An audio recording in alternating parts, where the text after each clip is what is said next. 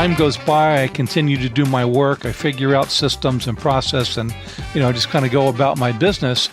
And then all of a sudden, this movement starts called sales enablement. And I see some of the same things happening. There are a lot of people who are good people with great intentions, but they're doing random acts of enablement. And very often, frankly, they're limited sometimes by the leadership in their organization who don't really understand how do you drive organizational performance. So having some of the same struggles as the early training in organizational performance practitioners were. I see all of those things now starting to emerge again out of the primordial ooze of sales enablement.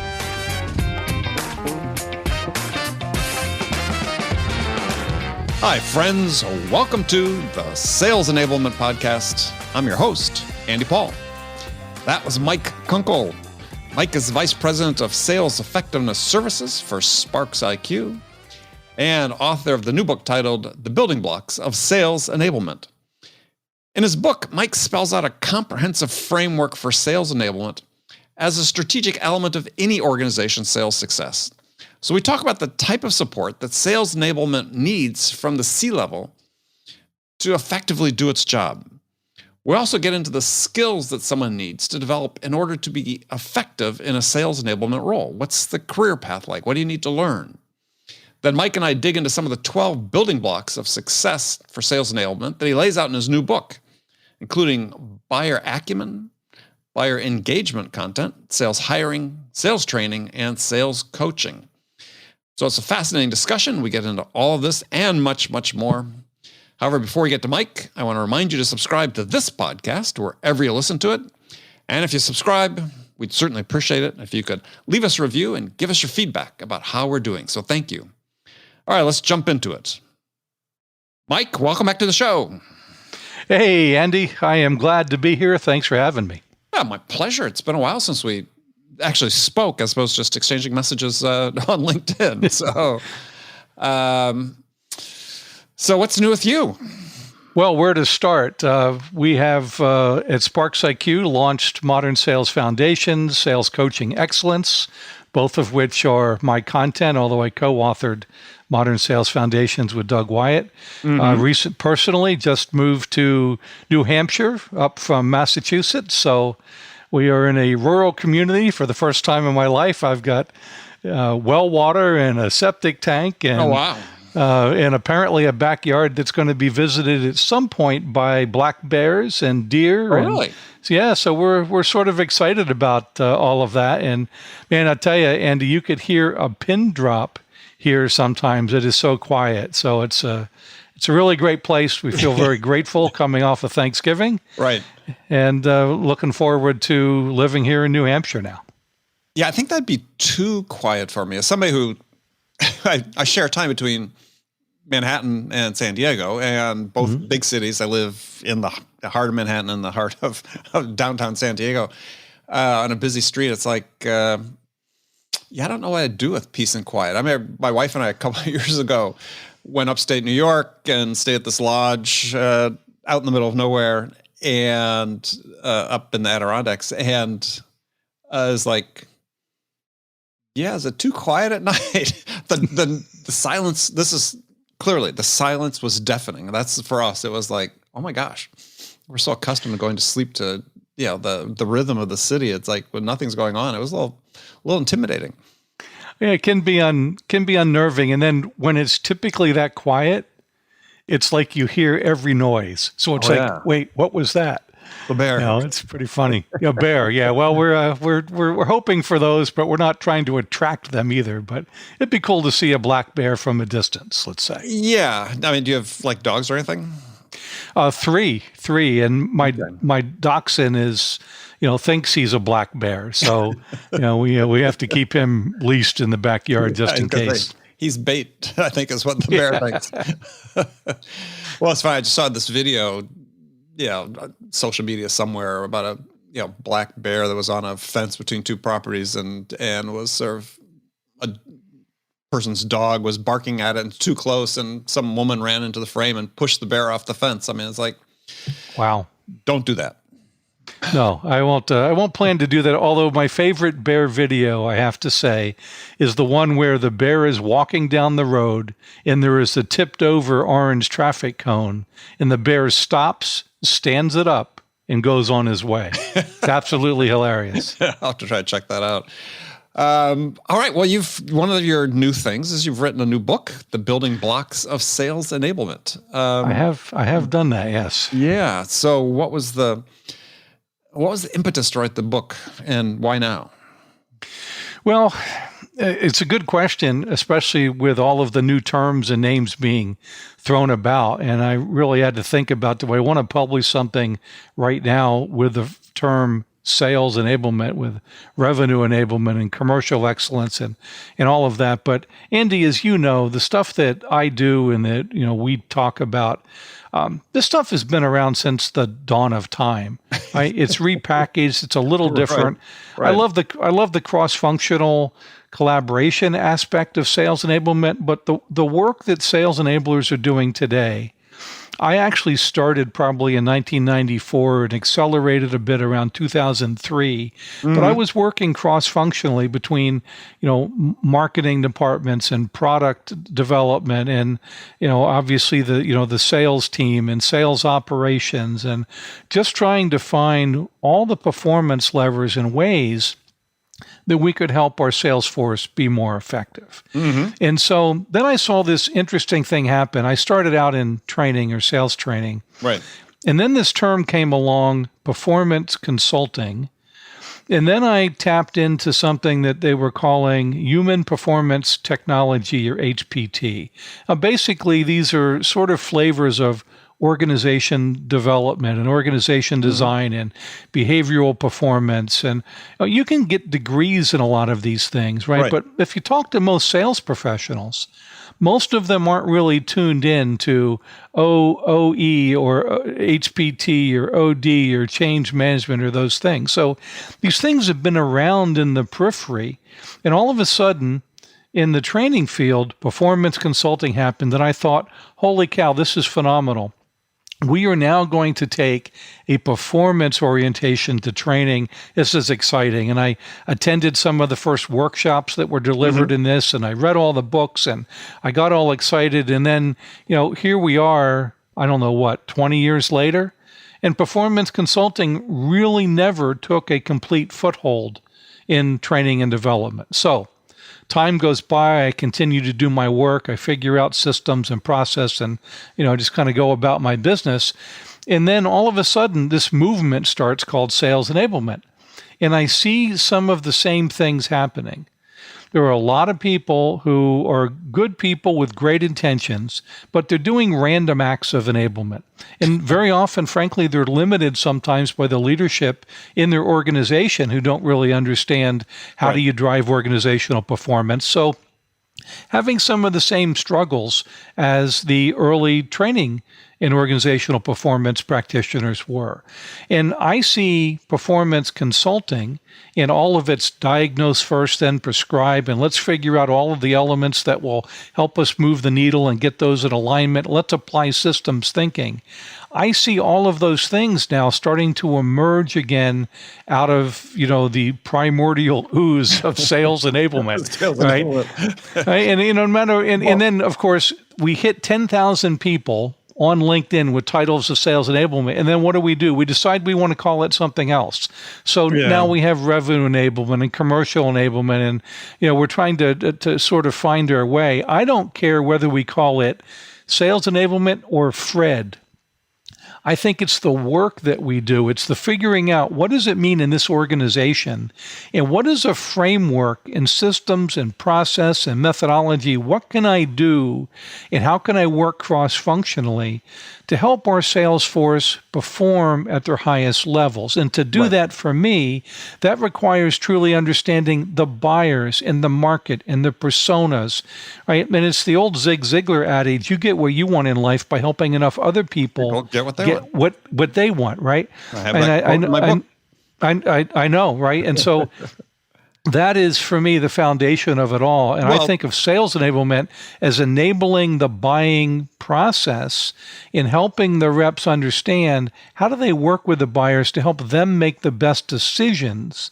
And if they do that well, if they take that other-centric perspective, they get what they want, right? I'm sorry, I cut you off there. well, no, that's fine. No, I'm sorry, I didn't mean to intrude while you're talking.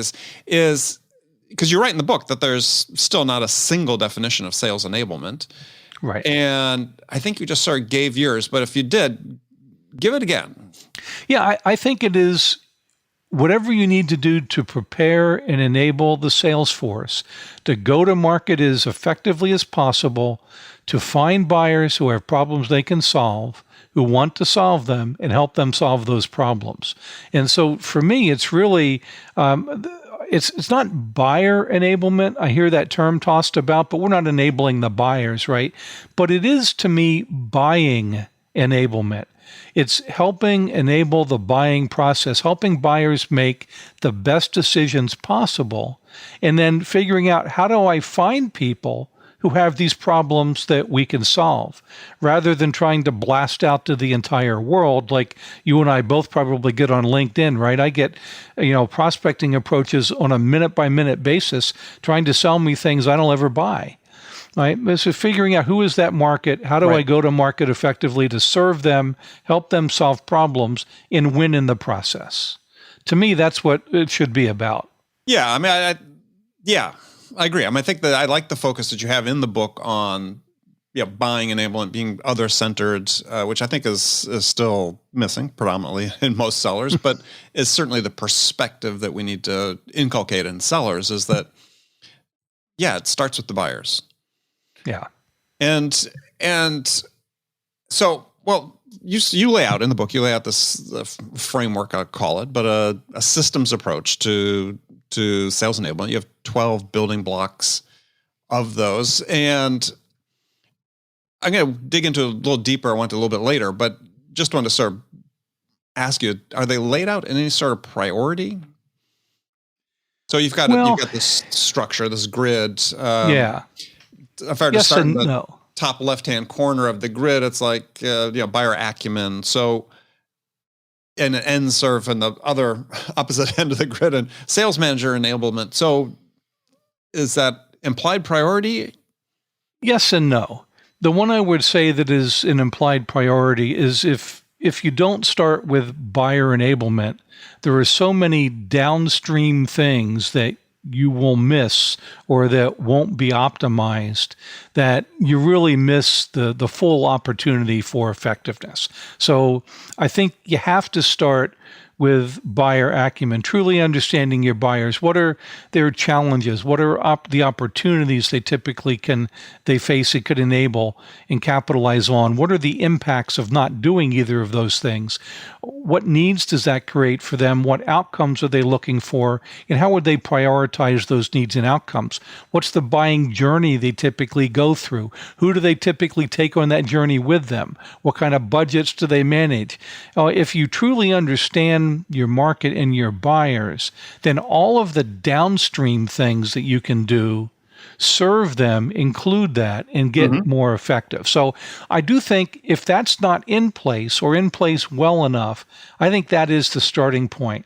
The rest of them, I would say I'm really more of a fan of gap analysis. Right? What's the current state that you're in today in terms of enabling your sales force?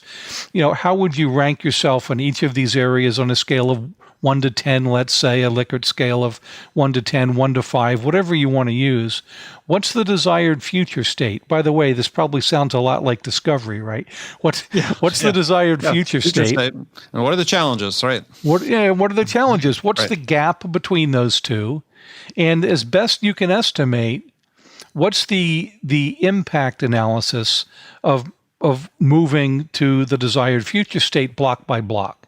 And then you can start to prioritize, well, we're okay with sales training today, but the problem is we're not coaching to follow up to it. So we have a bigger gap in coaching. All right, we're hiring, okay, but we're not going to be adding people much in 2022 other than some replacements. So, we want to get that right, of course, but that doesn't need to be a top priority. We're not onboarding 15 people a month, right? We have a process in place, but man, our methodology is all over the board. So if we want to speak a common language and start to go to market the same way, maybe methodology is a little higher in the priority list. And all of that really should be tying back to what are the strategic objectives for the sales organization for the year, and what do the senior leaders want to accomplish, and then in addition to figuring out what you've got and what you don't and where the gaps are, you can start to prioritize based on which ones are going to best help the organization move forward toward the desired future state, the metrics that matter most, and those strategic objectives that senior leadership has set. That's when you start to earn that seat at the table, I think, and become one of the players that's helping move the organization forward. In terms of sales enablement, having a seat at the table, yeah. Right. So, yes. But let's talk about that, because what you lay out is, so you got these 12 building blocks, and I'll just go through them quickly. Is buyer acumen, buyer engagement content, sales support content, sales hiring, sales training, sales coaching, sales process, sales methodology, which you referred to, sales analytics and metrics, sales technology and tools, sales compensation and recognition, sales manager enablement. That's number 12. So we'll come back and touch on some of these later, but this is this comprehensive framework or systems approach, as you talk about in the book. I mean, it speaks to, this really requires sort of a commitment to sales enablement as a strategic function within an organization at a senior level to really pull this off. But to the point you were just sort of making, it seems like we're not seeing that happen enough yet. I think that's absolutely true. I think there are maturity models that get talked about relative to sales enablement. Of course, first there's none, which my boss calls leave them alone and let them sell. Right. Right. Which is a certain degree of effectiveness. There are organizations who do that, and to some degree, on a bell curve, they're getting results, or the company wouldn't be open and doing business. Right. But you can then you start to move toward, you have random acts of enablement. And then you start to get a little bit more formalized, but it's kind of an informal process. Then you get to formal enablement, which for me is the building blocks. And by the way, while they're different shapes, the other two things, the systems thinking and the communication block, the communication being communication to the sales team, doing it effectively, doing it on a cadence, having things be in a place where people can find it, having it be in a format they can absorb easily, and the cross-functional communication and collaboration across functions. Those two things sort of surround those 12 building blocks and tie it all together. Then in organizations that have the resources and budget and team, they can also explore sales support services, sort of like an SLA environment where the sales force might request help with RFPs, or there might be a deal desk, or there might be coaching services. Not everyone does that, but I've seen that happen in some more sophisticated organizations. So, and are those typically the under the purview of sales enablement, or should be? I think that sales enablement can be the sort of the point or the coordinator of that. But even if you look at some of these other blocks, Andy, sales methodology, sales process, sales analytics, and metrics, very often you think of that sales compensation and recognition. You think of those being sales ops or rev ops, right? Now, if you explore in 10 different organizations, you're going to get, 7 different organization structures, some of which have sales training, sales enablement, and sales operations, some of which have one of those that does some blend of the three. So there is no common organizational structure out there. So to me, these are the blocks and the things that you have to get in alignment to be as effective as possible. I don't care whether sales enablement, rev ops, sales training, or Mickey Mouse does these things. They just need to be done. They need to be done well. And someone needs to coordinate across the various functions with this cross-functional collaboration. I think when sales enablement exists in an organization and can take that role, that's great. If a sales leader wants someone else taking that cross-functional collaboration role, that's great. But someone needs to do it, and I see that being missing in a lot of organizations today, and therefore they don't fire well on all these blocks, or some people are rowing in one direction and other people in the same boat are rowing in a different direction, and it's not a great way for maximum velocity, right?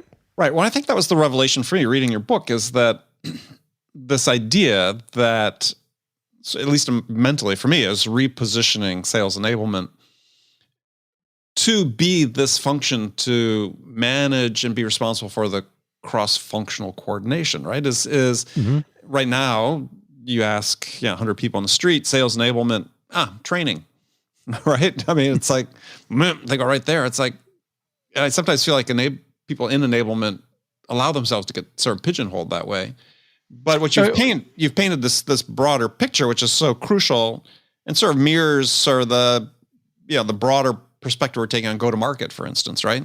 That there's all these pieces that are coming to play. Who's responsible to make sure that they're coordinated? And that the sales force is getting what they need. Because today we know, based on a bunch of different studies and surveys, somewhere between 59 and 66% of marketing content doesn't get used by the sales force. Right. And that's kind of like one of these dog head tilt moments. It's like, what? Why? How could that possibly be? Well, maybe it didn't start with buyer acumen. Maybe we're not thinking about exit criteria and what the various personas need in each stage to feel comfortable moving forward to the next stage. And so we don't have a content plan that is really synced up. And so sales enablement doesn't have to own these things. They're not going to own building some of this stuff, but somebody has to own that the sales force is getting what they need to go to market effectively. And when sales enablement exists, I think that's a perfect function in the organization to do that. But again, it doesn't matter to me who does it, as long as it gets done, because that's how you get organizations to be more effective. Well, yes, I understand your point about you don't really care who does it, but it's at the same time, I think that the value of the book is you're creating this framework to say, okay, at least in my mind, this is the most clear description for me that I've ever seen of sales enablement, right? And what sales enablement should be is, and so to we talked about the first building block, buyer acumen. I mean, so many things you described, I was reading the book thinking, well, that's okay. Yeah, those things all need to exist. Marketing probably are the ones who are responsible typically for coming up with, a lion's share of that. But sales enablement is the one that's saying, look, we need to have this. It needs to be these things so that we can help support sellers. Yeah, your sales enablement is not doing it, but making sure that it's taking place. And it's interesting. I was talking about buyer acumen to someone recently, and they said to me, well, salespeople always seem to be bored by buyer personas and getting all that, kind of information. And then, in addition to making me want to do an eye roll, I said, it's not that you just do that work and hand it over to the sales force. That work informs the other work that you do. It informs the content plan. It informs the messaging. It informs your playbook. It's not that the sales force that you have to say, oh, we did all this cool buyer acumen research and here you go.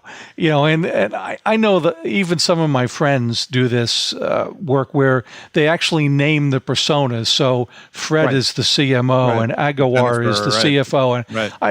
And Jesus, I don't care about any of that, right?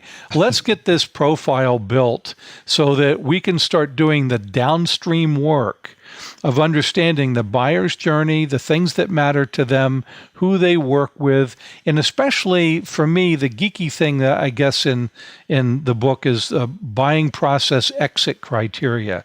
And I stole exit criteria from my Six Sigma background, but it's in software development. It really just means in a process stage, which has generally a stage name, an objective for the stage, tasks that need to be performed in that stage, and then exit criteria.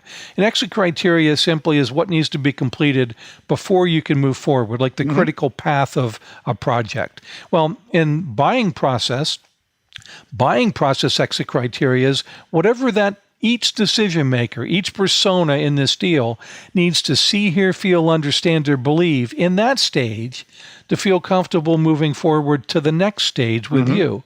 And across a series of buyers and decision makers and influencers, sometimes those exit criteria might be exactly the same thing in stage one, but in stage two, they might diverge. And if there's 6 different decision makers, they might have 6 different exit criteria in that stage. Well, if you don't understand that, whether you're doing marketing to figure out what's the content that I need to create to help them make decisions to move forward with us in each stage, or whether you're a rep who's trying to dig in and understand what are each of their differing exit criteria, what do I need to meet them or satisfy them, and then how do I check to make sure that I've done that so I know I'm maximizing my ability to move this deal forward. That understanding of that concept informs so many different things in the organization to be as effective as possible. And Andy, I just don't hear enough people talking about it at that granular level, or how it actually reaches across these functions to inform the work that we do to help our sales force be more effective. And I think that's something that we need to spend a lot more time on as sales leaders, as sales enablement pros, sales ops, marketing ops, product marketing. We should all be aligned around these things. Right. Well, I mean, so the first big obstacle to that, because I agree 100% with you, is, and I think your book is a great start in sort of changing some of the discussion, is about buying stage exit criteria as opposed to sales stage exit criteria. Because I think that we do an incredible disservice to sellers when we look at everything from the lens of purely the selling process as opposed to the buying process. Because we should denominate everything in terms of, you have a 5-stage buying process laid out in the book. Is, if you're going through an opportunity and from a sales perspective, you should be looking at it purely from the buying perspective, what stage they're in. I mean, discovery means nothing to a buyer, right? I mean, it's like our version of seller's discovery. And plus, it doesn't happen just in one stage. It happens in multiple stages. So, that's right. So I think that's one of the great things I liked in the book was the idea is let's look at it from this perspective of the buyer, and these exit criteria absolutely are critical, because if you've been working on a deal and it suddenly stalls out, you might think, oh, well, what's going on here? Well, chances are there's a question, it's one of the exit criteria, a question that hasn't been answered. That's right. And what's fascinating about that, Andy, is you think about the customer life cycle and this whole concept. You might have 5 buyers who you've met their exit criteria in one stage, and mentally they've moved forward, and all of a sudden the rep is moving forward with them. But 2 other key decision makers haven't. They're stuck at the back, and now, because you're not addressing their criteria and moving forward, now you're ruffling those feathers. Now you're probably creating what we call in buyer landscape a detractor rather than an advocate, someone who is going to maybe move toward preferring a different solution or DIY or no solution. And all of a sudden, you've created all this friction in the process because you're doing the same thing the same way every time, sort of like Einstein's definition of insanity, right? And that's to me what makes the complex sale complex, but it's also the solution to navigating a complex sale. And look, I didn't make this stuff up. I learned this stuff from observing top performers in multiple companies over many years. This is the stuff that they do that they couldn't say the word. They couldn't say to you, "Oh yeah, I'm capturing the exit criteria." Right? No, I didn't look at it that way. I mean, what I knew was to this point is I remember reading early in my sales career. I read this research paper about how change management and how people adopt change, and the thing that stuck with me was that people, they define stages, and people won't move from one stage to the next until their questions are answered that they have in that stage. And so for me, that was like an early light bulb. Even this was like, 3 or 4 years into my career. It's like, oh, so that's what's happening. This is why these deals aren't moving forward. I get it. And when you have that framework to look at it, it makes all the difference. Well, one of the reasons that I think we became friends early was that as I read your content and I followed your work, you were one of those top 4% producers, and you were one of the people that I studied in top performer analysis to try to figure out what are the elite doing that the rest aren't, and what's replicable from that. Now, not everything is, right? You look at the top 4% producers, and you know this. Sometimes they're doing stuff you just can't replicate across an organization. Right. It's right? personal. But they are doing some things. And I've been talking more lately about the concept of progressive stages of activity, where if you're performing at this level here today, a little bit lower level, there may be certain things that you need to do at that level. If you want to take it up a notch, there are things that you need to continue. There are some things you'll need to start doing differently, and there are other things you need to stop doing. And then at that level, right, you'll probably have to do another continue, stop, start to get to the next level above that. And so I put a post out on LinkedIn this week thinking about that, referencing Marshall Goldsmith's book, which I love, called "What Got You Here Won't Get You There." Great book, right? Yep. Yeah, right. And so it's that same concept, and I don't think we think nearly enough about that, because we'll just take the best practices and we'll cram them into an onboarding program, rather than figuring out what does this new person need to do to get running, to get up and running as quickly as possible, as effectively as possible. Okay, now we got them there.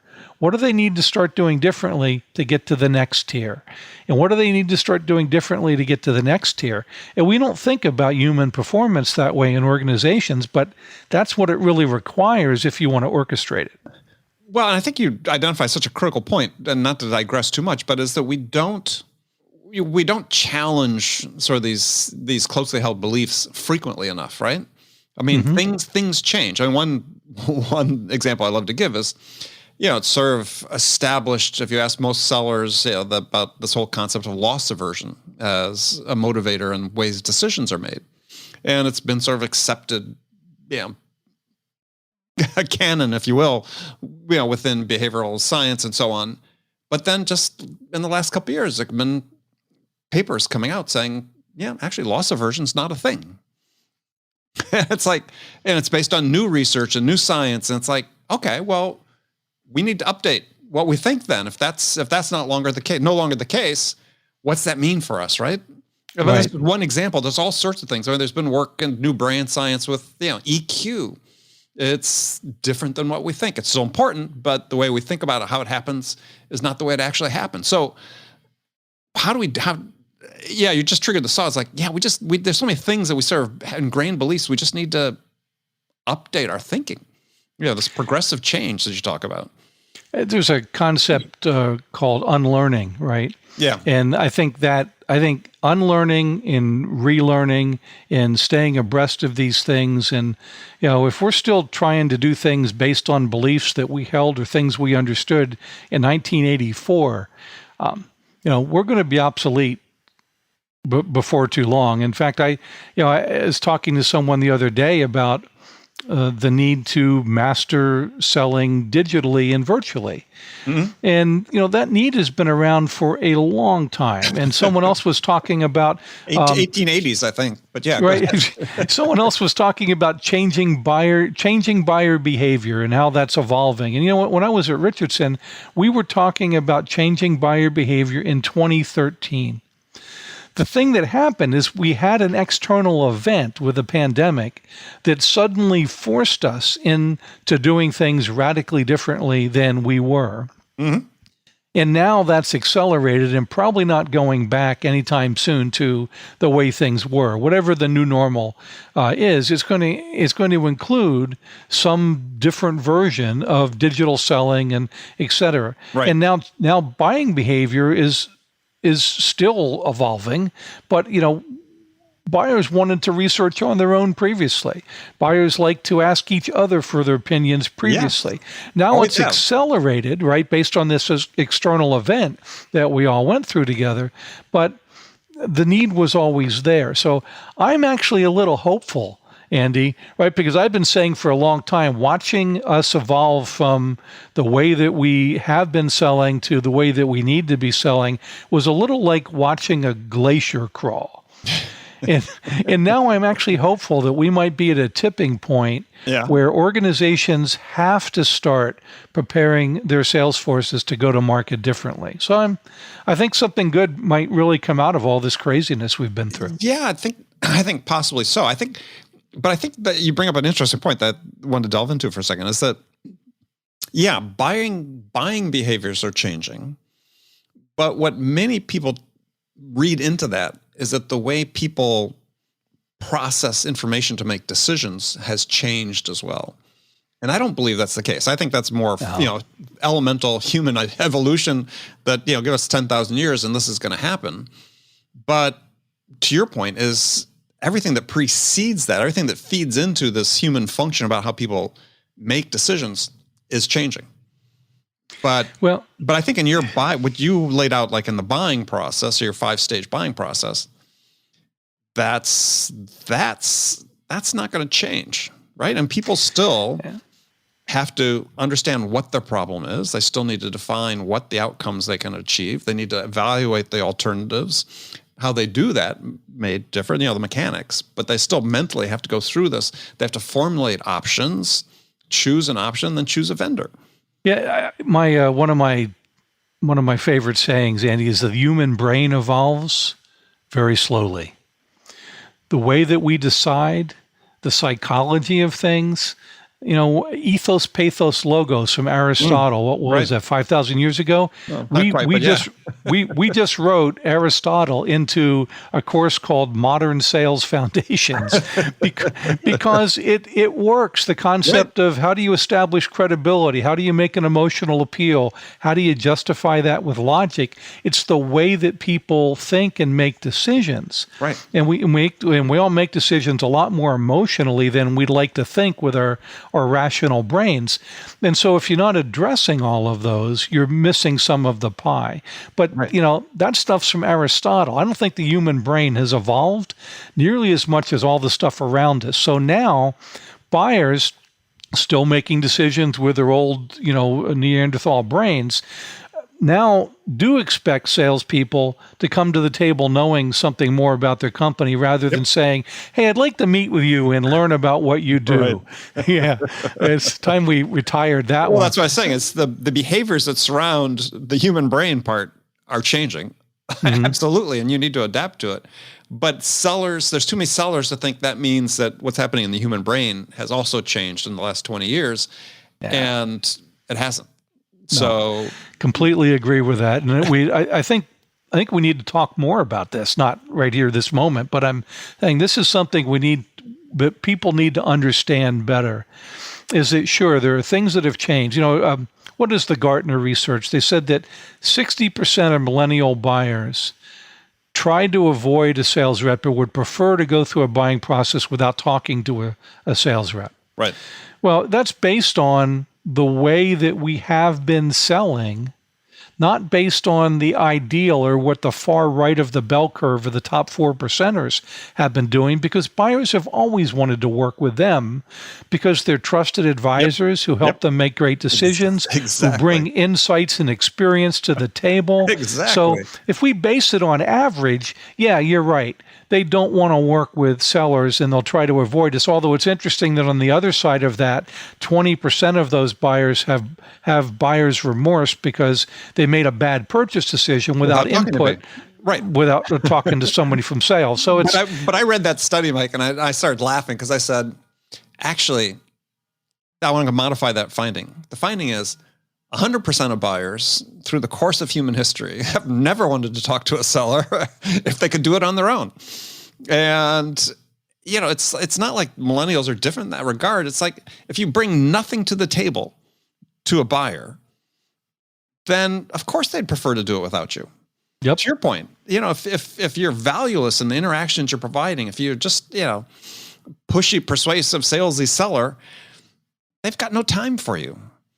But that's always been the case in my experience. Is so it's. Yeah, same here, right? And I think of people like you, like Brock, like Iannarino, like Charlie Green with the trust work. Right, Mac Hannon in consultative selling. By the way, what is that? 51 years ago that Mac published his first version of that. Yeah. The thought leaders, the people who have been those top 1 to 4%ers, have always operated that way. Again, where I'm hopeful is I think we might be approaching a tipping point where people who don't operate that way are going to be relegated to sit in the background and answer a phone call when it comes in. Right? Those of us who can operate in this new way are going to be the consultative sellers of the future. Right. No, I agree 100%. I mean, I just always sort of, I don't know, somewhat bemused by some of these, studies that come out that, paint things as being so different. And it's like, it's not really that different than the way people have been thinking for a long time. Like this thing about the buyers, or to your point earlier about virtual selling, as I like to joke, the virtual selling started when the telephone was invented. And I spent most of my career virtual selling. I do think there's some things that you can do backstage, as Allego calls it, right? You have to understand, look at the webcam to make eye contact. Great book, by the way. Right. Yeah. I love that book, Mastering Virtual Selling. A lot of good stuff that you can do. You have to understand how to use a virtual whiteboard today. You have to stop asking and understand when you share something. Oh, can you see my screen? Yeah, come on. Yeah, I can see your screen. How do I adjust the area of my screen that I'm showing on Zoom? It's something I actually learned recently. Is you can share just a portion of your screen through the advanced setting and have that set up in the side and have some other things shared and share multiple documents at once. And you have to learn the technology. Right. But the counterintuitively, the killer to virtual selling has nothing to do with the virtual technology. I think virtual selling has exposed the lack of foundational sales skills that's rampant. Yeah, I agree. Running an effective meeting, setting objectives that matter to your buyer and you, right? Thinking about exit criteria, getting their engagement in that, running the meeting effectively to get through the things you need to, leaving time at the end to do a summary. What did we discuss? What decisions were made? What are the open issues? What's our next step? Who's assigned what? And bam, have a meeting, book a meeting. When are we getting back together to further the conversation? You have to be able to run a meeting effectively, whether you're sitting in a boardroom. Bam, by the way. Bam, have a meeting, book a meeting. Bam. Okay. that's from a mentor from, probably 1991, and it stuck with me. So you've got to be able to do those things, whether you're in a boardroom or whether you're in a Zoom room. Doesn't matter where you are. If you can't run an effective meeting, I think the virtual environments expose it even more, because if you're not calling out people by name on the list and asking a question, if you're not forecasting, saying, Andy, in a minute, I'm going to ask you more about that. But first, and now, right, you're sitting up straighter because you're going to talk about that in a minute, right? But I'm giving you a little time to kind of tee that up. If there are things you can do in a virtual meeting or any meeting to engage people more effectively. Those are things that we need to get salespeople doing, regardless of the channel. Digital, Zoom, Teams. These are just channels, right? It's not selling in person. It's in person, a channel. Right. These are not selling. Selling are the communication skills and the business mastery skills and the mindsets and things that you bring to the table. That's what really matters. If you have that you can, and you're not incorrigible. You can learn a tech tool. You just have to make a commitment that, I'm really going to learn this, and I'm going to practice using this digital whiteboard on my own to know how it works, and so I can use it effectively in a meeting and impress people or take better notes, or I'm going to be able to chat somebody, and I'm going to make sure I do that one privately so it's not exposed to everybody. Oops, I met, Wait, I just chatted the whole meeting. Yes. Yeah, you can learn that stuff, and I think that's, people just need to make the commitment to do it, to want to excel in that format. Right. But then the bigger thing for me are all the other selling skills and human interaction communication skills. Those transfer from platform to platform to platform. Right. And so let's dive into those for just a second. Is learning those, is that now part of sales training? I would think so. I would think that it'd be part of onboarding to either assess that people can do it or teach them how to do it more effectively. If you've got a current sales team, you'd want to, again, figure out, I'm a big fan of competency gap analysis, right? If you can assess the current state in your sales organization, and even self-assessment's powerful when people know it's not going to be used against them. So if you can create a competency assessment, have people assess themselves, then have their managers assess them, you can compare those two. There's going to be some alignment. There are going to be some conceptual gaps. That starts a great conversation. But then if you can map your training that's available to the competencies, now you can create an ongoing personalized learning plan to help individuals close their competency gap. So after you roll out a methodology and you have a central methodology that you use, the best way to keep that alive and get people to mastery is doing these competency assessments and then helping people close their individual gaps. And when managers can support that by coaching and making people sure that they get through their plans and can demonstrate the skills at the end, suddenly you are in this continuous improvement loop about how do we get better and better every single year. Right. Not rocket science, right? No.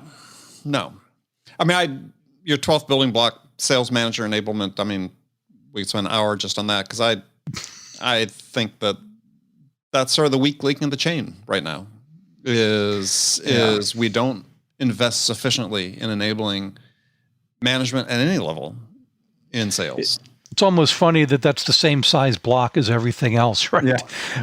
But behind that, right, is an entire sales management system, and one of the systems that I talk about in the book. And that system starts with, how do you remove the barriers and get out of what I call the sales prevention business? How do you remove the barriers to frontline sales manager engagement with their teams? Because, man, we throw so much stuff at these frontline sales managers that aren't the things that they should be doing, like assessing their team's performance, doing gap analysis. Do they need training or coaching? Where do they need my help? And what things should I focus on first? Because if I close that gap, it's going to raise their performance more than probably any other. And then what do we do after that? And then how do I observe them, coach them, provide feedback, field train, whatever it is that they need to get to their next level of performance? How is it that we have an entire force of field sales managers and they're not doing that stuff as their priority job? I don't get it. Well, I don't either. But I think part of it, though, is that because we don't teach them and educate them as to how crucial these things are, right? I mean, it's, and we don't give them the skill set to go along with it. And so if we're not training, people how to coach, just do something as elemental as that. How often do frontline managers get effective training on how to become a productive sales coach? I mean, not enough. And right. So we have this expectation. We talk about them doing coaching, go coach, but we don't invest in them. I sort of, use this just to illustrate a point. I said, what would happen if we, the $15 billion a year or so that's supposedly spent on sales training every year in the U.S., of which we presume, 95% of it's spent on training frontline sellers and maybe 5% on management. What if we flip that fraction? And what if we invested the bulk of that money in enabling managers? What would happen? One of the jokes I tell in webinars sometimes, and it's a little hyperbole, but not far off. I say, if I only had $1 to spend on sales training, I'd spend 75 cents on the frontline sales managers because they are the lever for change in the organization. Exactly. They're the force multiplier who can take your sales force up a notch if they truly understand, first of all, the process, the methodology, the buyer acumen, what's required to go to market effectively, and then they can identify to what degree are each of their sellers doing it, and what can they do? And so one of the simplest things I see that we teach, Andy, is what's the difference between training and coaching? Well, training is what you do when someone doesn't know what, why, or how to do something. If they know what, why, and how, but just need to get better at it, then you want to start to coach them. And coaching is interactive, it's engaging, it's led by questions, it's facilitation. Yep. Sure, you're sometimes providing feedback. Sure, you're sometimes adding your perspective, but you're pulling it out of them and helping them develop. If they don't know any of that stuff, then they need to be trained first. Right. Teach them what, why, and how. And that simple thing that we teach in Sales Coaching Excellence, sometimes I've had managers go, wow, I wish somebody had said that to me 20 years ago, because they just keep doing the same thing over and over, like, keep training them or keep giving them feedback. I remember joining one organization whose concept of performance management was if the rep missed, they were all distributed across the country. If the rep missed their goal for that month, they got a FedEx letter that said, you missed your goal for this month. Next month, the expectation is this. If you don't achieve that, you'll be written up. Right. That was performance management when I started. Now we changed all that. But my God, can you imagine working in that system as a rep? I think I did at one point. Early on. So, all right, Mike, we've run out of time, but thank you. It's been so much fun. If people want to learn more about your book, where can they do that? Amazon.com, Building Blocks of Sales Enablement. They can find me on LinkedIn pretty easily, Mike Kunkle, Kunkle. Massive following. Yeah, reach out. Anybody who's listening to Andy is a friend of mine.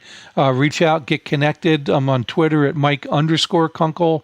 Publish a lot of great content there. And Andy, I know you've got a new book coming out, and I am really pumped to read that. I've loved all of your work, so I'm pretty excited about that too. Well, hopefully you'll like it. I'm very excited about it. It's about, in part, putting a stake in the ground and saying that these, obsolete salesy behaviors that we've been inflicting on salespeople and our customers for so long, it's time to change.